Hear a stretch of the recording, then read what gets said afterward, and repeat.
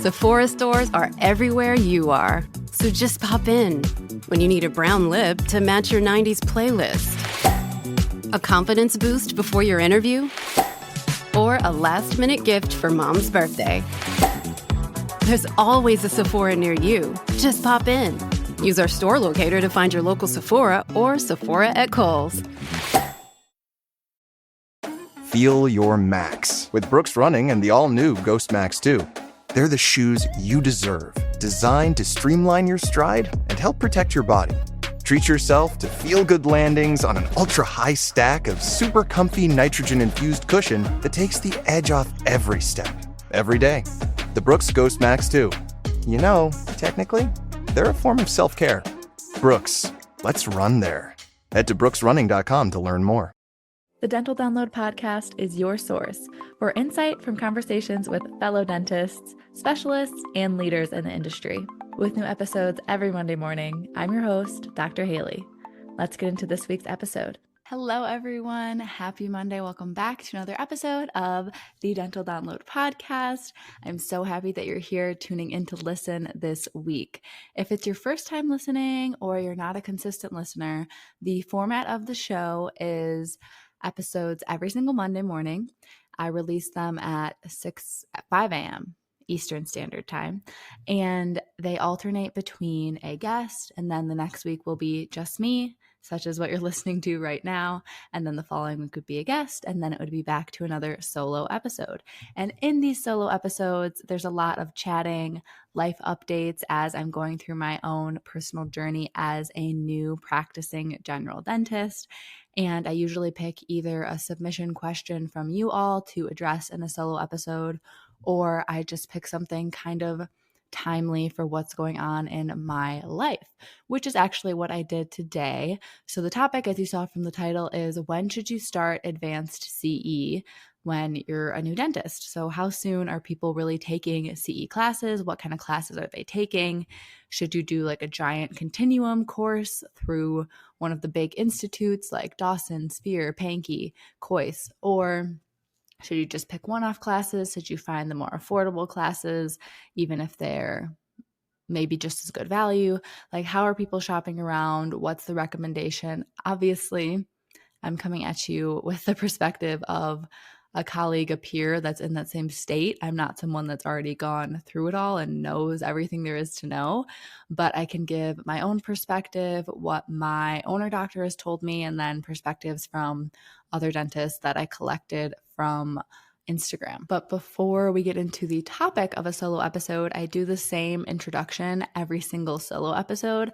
That way it allows us to have kind of that fun, chatty catch-up period, and it gives you a good insight into what's going on in my life. That way you're fully in the loop with things.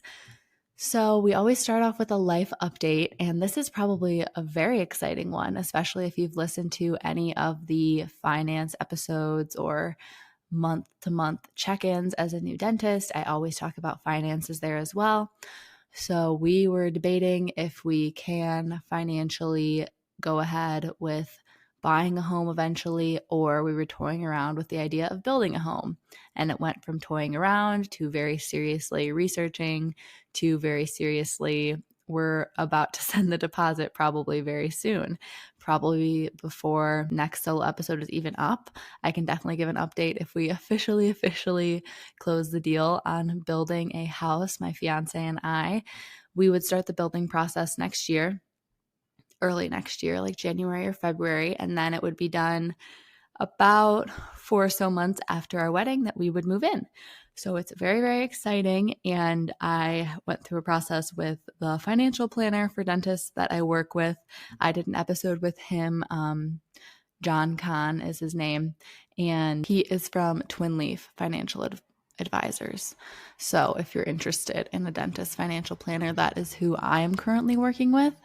And anyways, so I met with him. He kind of gave us a rundown of like what's the maximum he would say we should spend.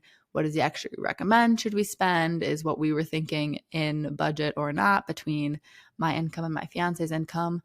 things of that nature. And then I started talking to a ton of banks, and I was looking for if anyone has a physician loan program for construction, which is very, very, very rare and hard to find. But the benefits of the physician loan is that if you'd like, you're a lot of times eligible for 100% financing, which is $0 down towards the loan amount. But there's still all the closing costs and things of that nature, like insurance and stuff. So we still have a lot of money that we have to put towards that. And then we also have, with the physician loan, you don't month to month, once the mortgage starts and the house is built, you don't have to pay PMI, which is mortgage insurance. So those are some benefits. And then they usually give you some certain discounts on different fees and closing costs and things like that with the physician loan. So we're trying really hard to find a bank that does that. That seems like not a scam and seems like actually a good option. And we found a couple, and we ended up going with a local one. So we're just waiting for the final pre-approval from them, which we just finished submitting things this weekend. So it probably will be another week or two till we have that. And then as soon as that's good to go, we're going to send the deposit to the builders and secure this whole process. So I'm like so excited.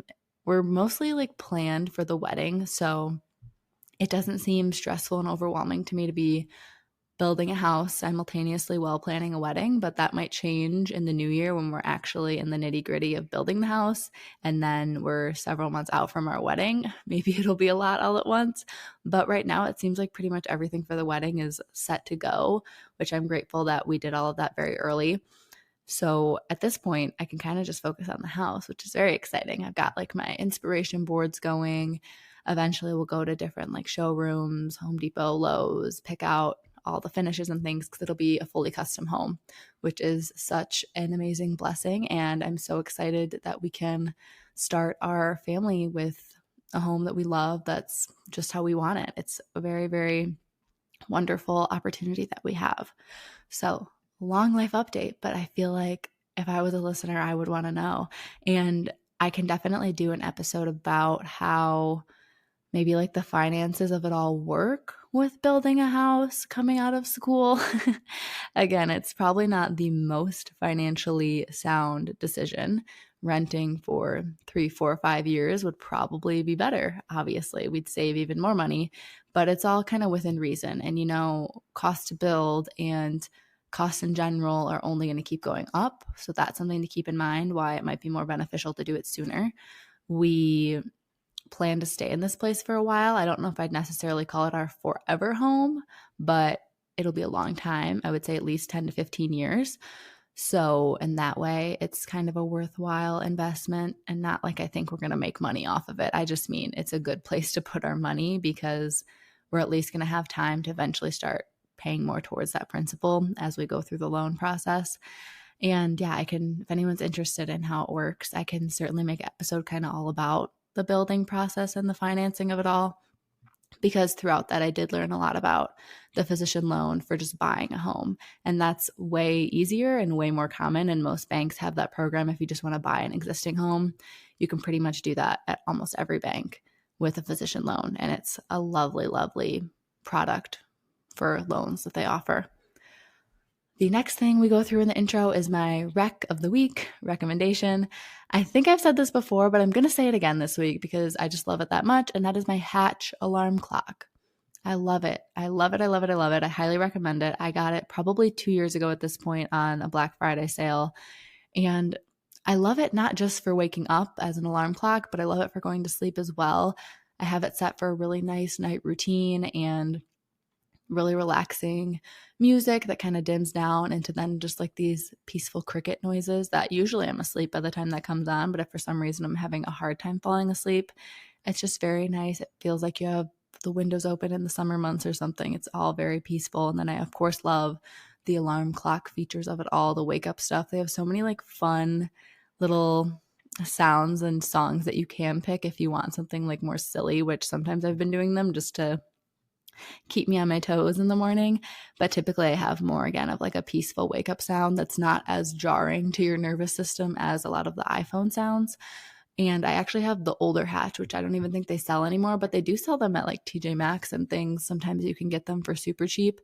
I'm thinking I want to upgrade to the new one, literally just for the fact that it's cuter. And then I would bring my current one down to my parents' place in Florida. That way, when I stay there, I could use it. And I mean, then other people could use it when they stay in the guest room there as well. So we'll see if I end up doing that. But I absolutely love it. And the reason I think it's so great, again, it's very customizable. So it's less jarring to your nervous system, and it makes the waking up process a lot less stressful. It's more gradual. I always wake up pretty much before the alarm noises even sound, because the point is that you're supposed to wake up more naturally with more like your circadian rhythm and like waking up to light itself. So you set like the type of light that you want and how long you want it to go from dark into light over gradual time. And I think it's just so nice with now that we're getting into the colder months and it's going to be darker longer in the morning, then it's harder to wake up.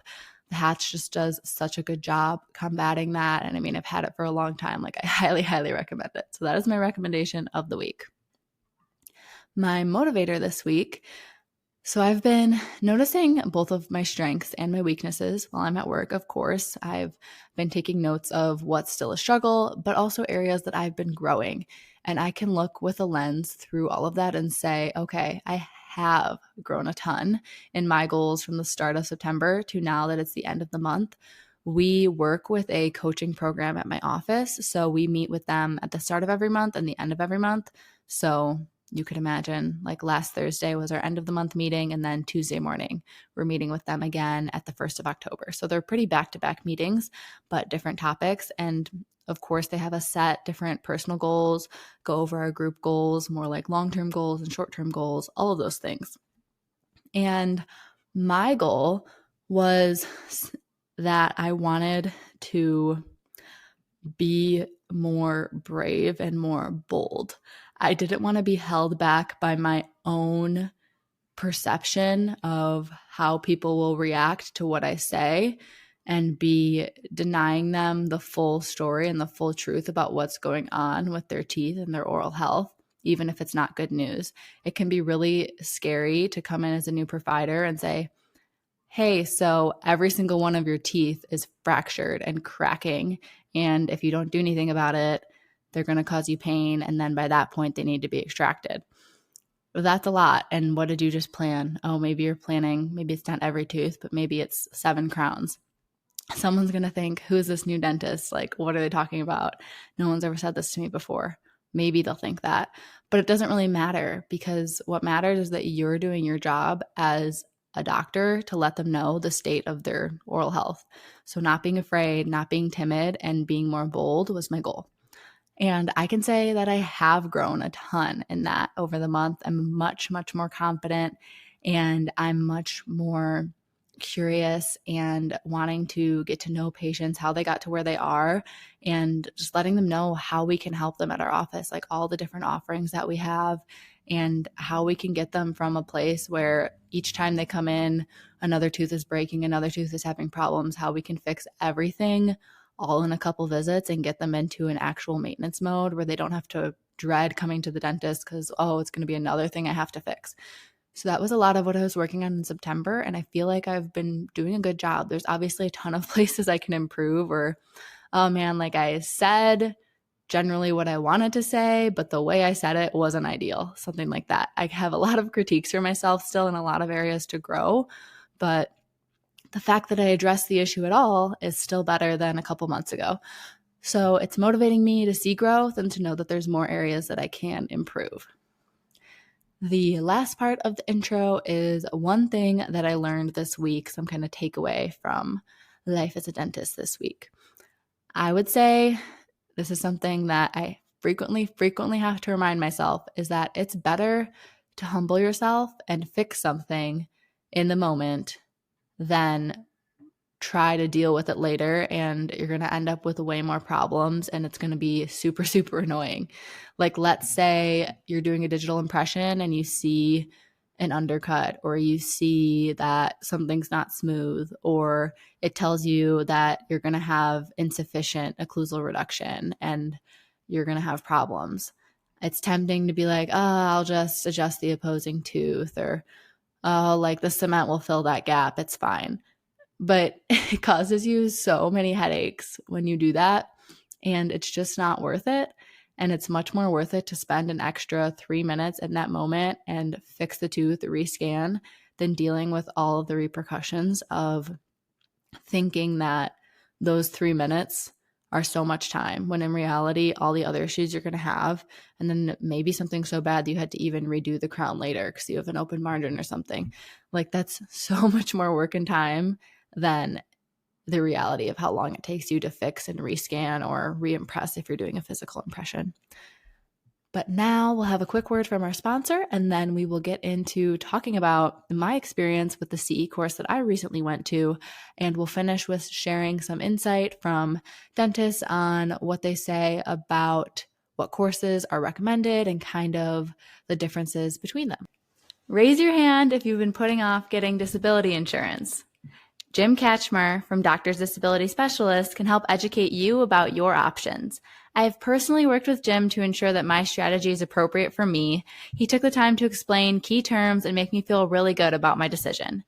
If I were to describe Jim in a few words, I would use knowledgeable, kind, and collaborative. Jim can be reached via email at james.katchmar@ddsteam.net, or you can call him at 207-671-2216. His website is www.ddsteam.net/team/Jim-Katchmar. Reach out for a no-obligation complimentary consultation today. No compensation was paid to this client for their testimonial. Their experience may not represent the experience of others nor predict future results. Thank you again to Doctors Disability Specialists for working with me on this episode. All right, let's get into the main topic of this week's episode. So I recently, middle of September, went to Charlotte, North Carolina to the Dent Splice Arona headquarters, and I took the CDOC's 90-minute crown course. And it was 2 days. It was Saturday and Sunday, full day Saturday, and then Sunday was done around 3:30, so almost 2 full days. And it was excellent. And it's not necessarily how to prep a crown and scan in 90 minutes. They just kind of call it that as like a catchy title. It was very, very in-depth to different types of designing. So whether that is copy and mirror, whether that is designing two crowns that are like contacting each other, like in the proximal contact, whether that's designing two crowns that are contacting each other in opposing arches, single crowns, anterior crowns, posterior crowns, all different kinds of things, as well as different burrs to use that will make your life easier, prep design, how to critique your preps, what the milling machine is looking for, like trying to think like a milling machine so that you're prepping your teeth in the most ideal way to get the best milling result and then therefore the best fit possible. We learned a lot about different materials that the machines can use. My office only uses Emax, so that portion wasn't the most applicable, simply because I'm planning to stay at this office versus if maybe I thought I would move offices, then it would have probably been more useful because maybe at the next office we would use a different material, but I'm planning to stay at my current office, which maybe is also a life update, but I know I'm only a few months in. Obviously, if we're building a house, you can imagine we're thinking of staying put. But it was a wonderful course. It was through CDOCs again, like I said, and they have a lot of wonderful courses on CEREC, but they also have kind of digital ways to do Invisalign, clear aligners. They have an endo course. They have more advanced levels of all the crowns, like anterior crowns, and more things about staining and designing things to match more aesthetics in the anterior again. So there's all different kinds of ones and like different levels they have. This was essentially level 1. So I expected it to be a lot of new grads like myself, but there was only a couple, and the rest of the class was actually existing docs that either maybe they've used CEREC before, but now they're owners. So they just wanted to really invest in making sure they know how to use the systems in the best way. Or they work at a public office and they got a grant and now they have a CEREC and they want to know how to use it, things like that. So there was a lot of actually more experienced dentists that maybe either were refreshing on this course. Some of the people had even taken the exact course before and were back again for more.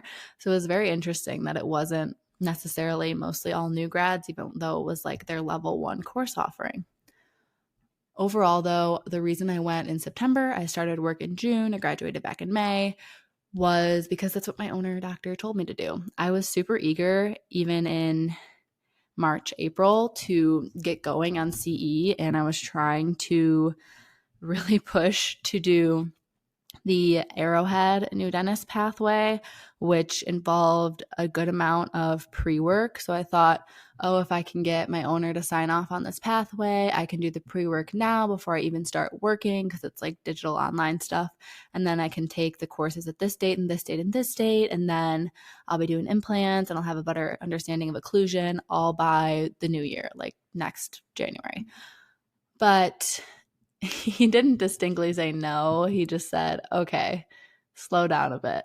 And the way they go about it, because they do pay for our CE if they're approving it, is they need to approve it. And for them, they want to know that it's a good investment, of course, in the return that you're going to bring back to the office.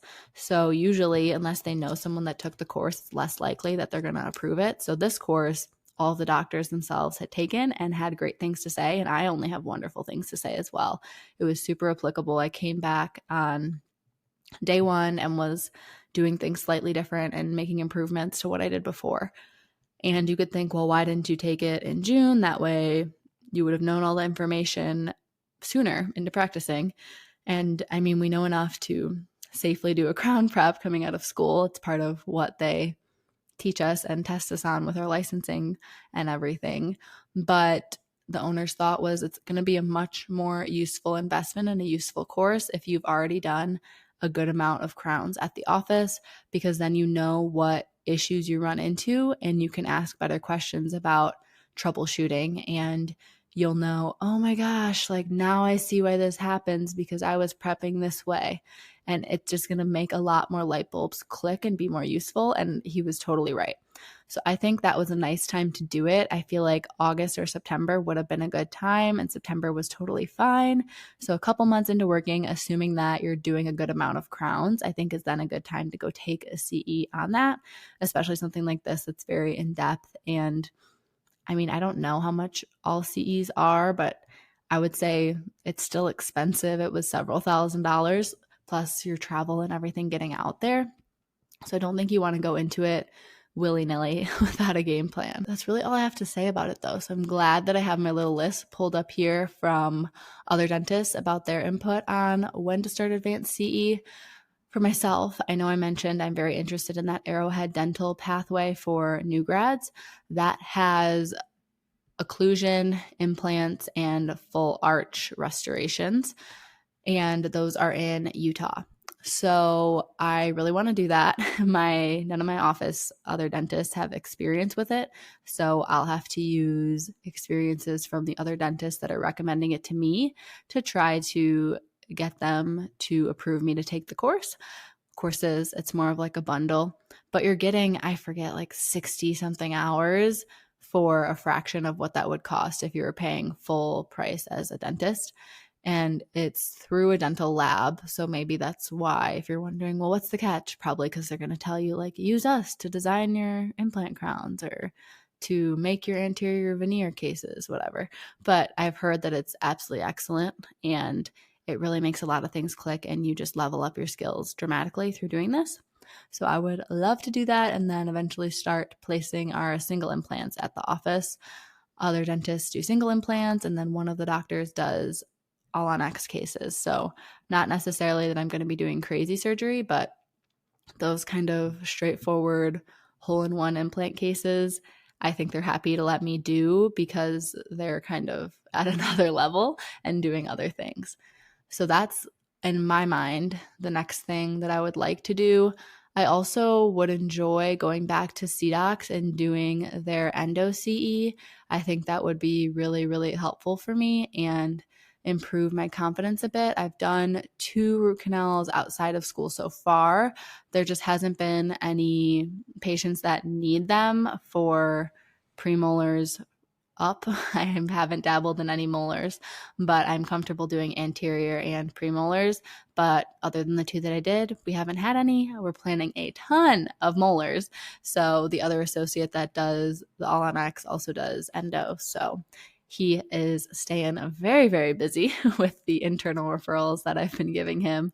But I would love to be able to do molar endo, and I think that taking that course would be excellent. I have a new grad friend last year that she took those just a couple months into working, and what she did is she went like a Thursday to Sunday, and she took the level 1 endo Thursday, Friday, and then the level 2 endo Saturday, Sunday. So she did anterior and molars all in one weekend, and she felt like super prepared and was loving it, going back into work and doing a ton of endo at her office.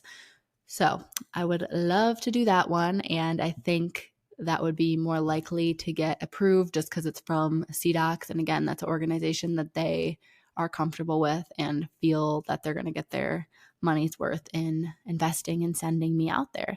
So I could see myself doing the Arrowhead next or that endo through CDOCs next. We'll see. But either way, I don't think I'm going to be starting any of that until the new year. So we'll just be riding out this fall into December, using our existing skill set that we have from the recent Crown course, as well as everything from school. All right, my Wi-Fi died in the middle of recording there, like our whole power flickered on and off. So picking up generally where I remember that we were, so basically what other dentists have told me when it comes to courses like those whole institutes and their series and series and series of courses, and you kind of pay to even get in the program, and then I think you still pay per course. And it's, again, $2,000, $3,000, $4,000, $5,000 per course. And you're supposed to take all these courses. And then eventually you say, like, you are a COIS grad or a Panky grad or whatever. Basically, there's COIS, Dawson, Spear, and also Panky, which Panky and Dawson, I think, are fairly similar. And they're the most conventional way of doing things. Kind of, I don't want to say old school, but let's say old school, most traditional. And then COIS, I think, is the most kind of like cool and trendy one, and they have the longest wait list.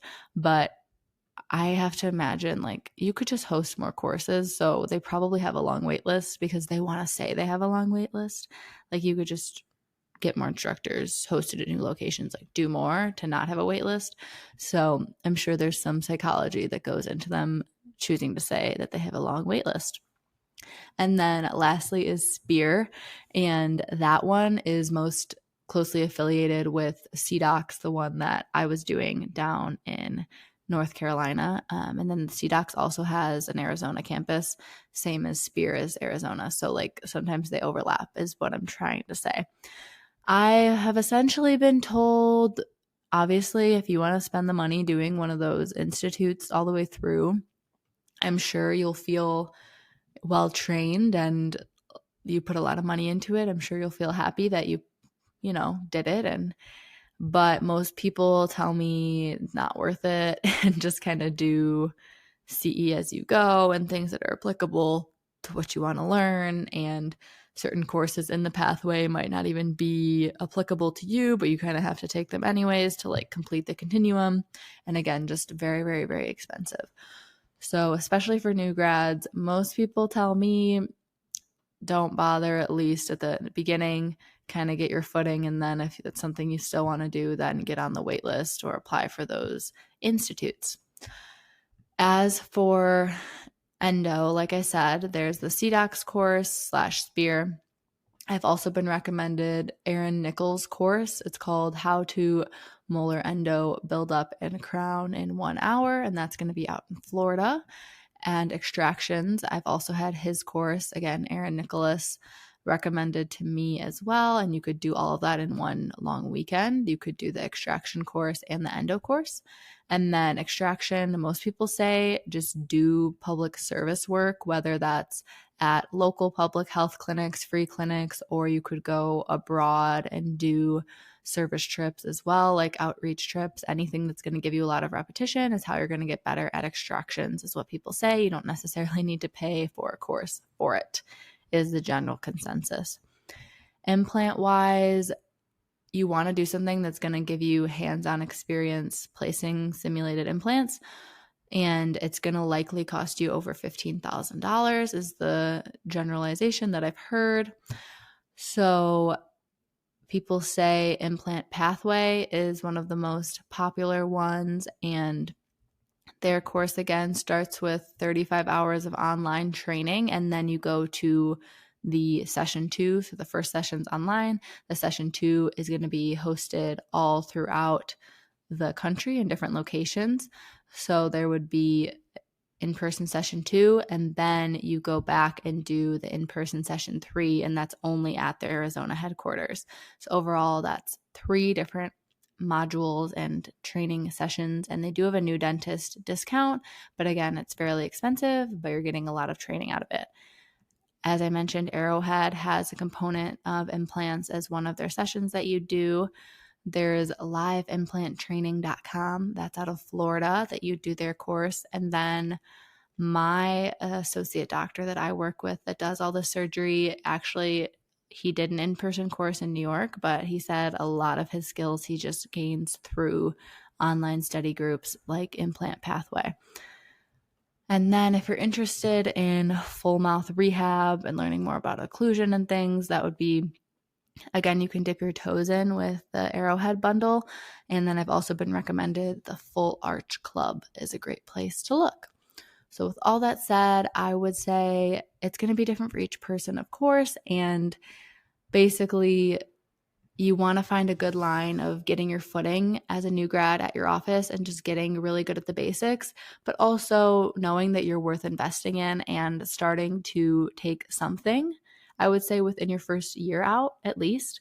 And then for me, I'd like to do 2 things within my first year. So I've already done one, and I'd like to either do that endo or the Arrowhead Pathway as another component in 2025, early 2025 at some point. That's where I'm at, and that's everything I have to share at this point about CE. Again, as I'm doing more courses, I can update you all about what I'm doing, why I'm doing it, how it was, things like that. If you ever have any questions about CE or about life as a dentist in general, you can always reach out to me on Instagram. The podcast is at Dental Download Podcast on Instagram, and then my own page is Dr. Haley DDS, and that's Haley is how I spell my first name. Thank you all so much for listening in this week. I hope you all have a wonderful week ahead, and I will talk to you next Monday.